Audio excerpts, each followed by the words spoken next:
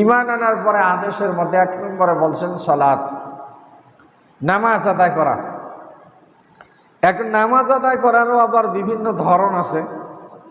এখন কেউ সমস্ত নামাজ পড়ে শেষ ওক্তে, খালি কোনো রকম ধাক্কা সারে দিয়ে আসি, বলে অক্তটা চলে যাচ্ছে, পড়ি নেই, জামাতের কোনো ভ্রুক্ষেপ নাই। এখন কোনো মতে বেচা বিক্রিতে এত ব্যস্ত, উঠপাই সময় পাই নাই, এখন আসি কোনো রকম ধাক্কা মারি, হয় শেষ ওক্তে আসি, পড়ি নিয়ে গেল। আবার কেউ দেখা গেল এটা হয়ে গেল যে কেউ তো হয়তো পড়িল, কেউ উঠপারে সময় পাই নাই, দেখা গেল একসাথে এসার সাথে 3 ওয়াক্ত। জোরে বলি না বুঝবেন।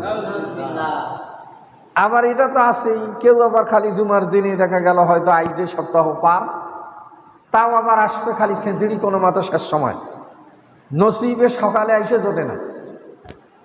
তো এই যে আপনি যে নামাজ পড়লেই যে পরিপূর্ণ মুসলমানের 1 নম্বর বৈশিষ্ট্য নামাজ, কিন্তু সে নামাজটা আপনি কীভাবে আদায় করবেন, কেমনি আপনি আদায় করবেন এবং এর কিভাবে আপনি হক আদায় করবেন, এই মানসিকতা নাই।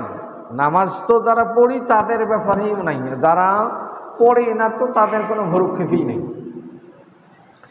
ওয়ান আব্দুল্লাহ ইবনে মাসউদ রাদিয়াল্লাহু তাআলা আনহু قال سألت النبي صلى الله عليه وسلم أي الأعمال أفضل قال النبي صلى الله عليه وسلم صلاة لوقتها ثم أي قال بر الوالدين ثم أي قال رسول বললেন আল জিহাদু ফি সাবিলিল্লাহ।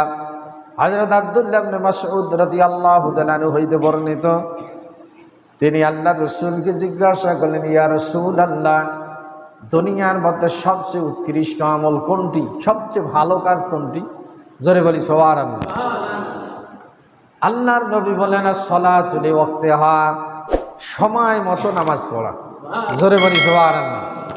আপনার দুনিয়ার যত কাজই থাকুক না কেন, ওই কাজকে আপনি প্রাধান্য দিবেন না। ব্যবসা বাণিজ্য যাই থাকুক, যত বড়ই অফিস আদালতের কর্মকাণ্ড থাকুক না কেন, এখন যখনই সময় হয়ে গেছে, অক্ত হয়ে গেছে, আজান হয়ে গেছে, আপনি জামাতে হাজির হওয়ার চেষ্টা করবেন।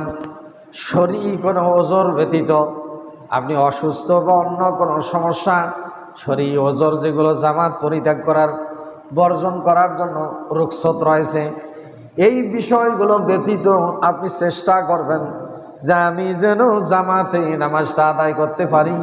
আবার জামাতের মধ্যেও আবার ব্যাপার আছে, আপনি জামাত কোনো রকম আসি ধরলেন, শেষ একেবারে মাসবুক, সালাম ফিরের আগে আগে। জোরে বলি নাউজুবিল্লাহ। এটা যেন প্রতিদিন না হয়।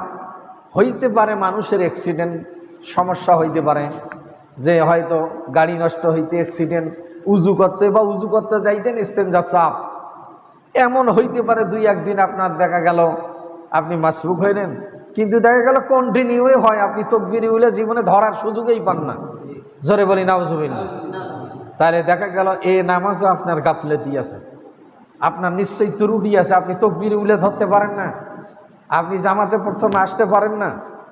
অ্যাক্সিডেন্ট হইতে পারে, এটা ব্যতিক্রম হইতে পারে, সে ব্যাপার ভিন্ন, কিন্তু দেখা গেল আমার এটা হয়ই না। তাহলে আমি নামাজের মধ্যে পরিপূর্ণতা আমার মাঝে নাই।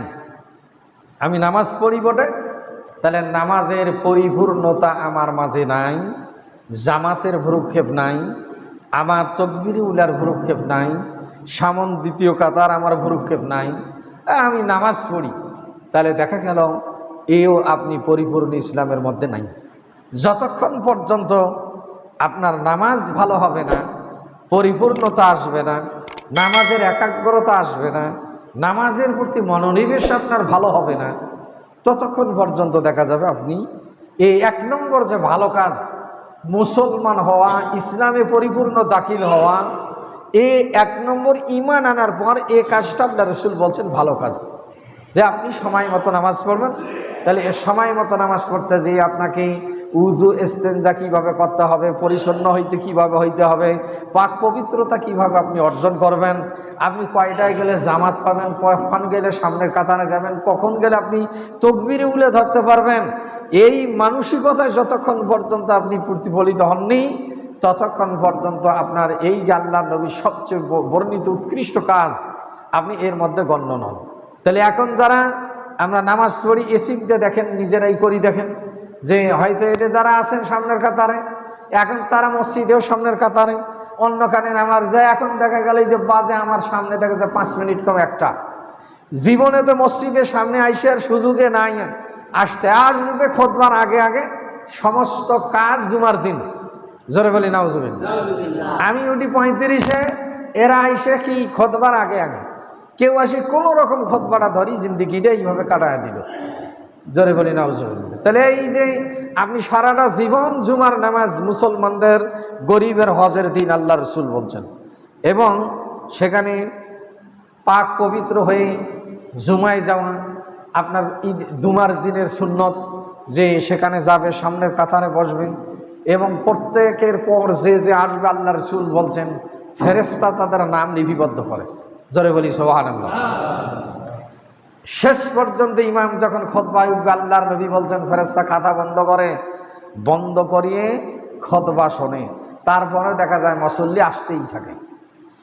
তাহলে 1 নম্বরের ভালো কাজ, আপনি মুসলমান হইতে গেলে, আল্লাহর সান্নিধ্য অর্জন করতে গেলে, নৈকট্য অর্জন করতে গেলে 1 নম্বর যে ভালো কাজ, আল্লাহর নবী বলছেন as-salatu li waqtiha, সময় মতো নামাজ পড়া। এই সময় মতো নামাজের এই গুরুত্ব আপনার এই বিষয়গুলোর উপর লক্ষ্য নেই।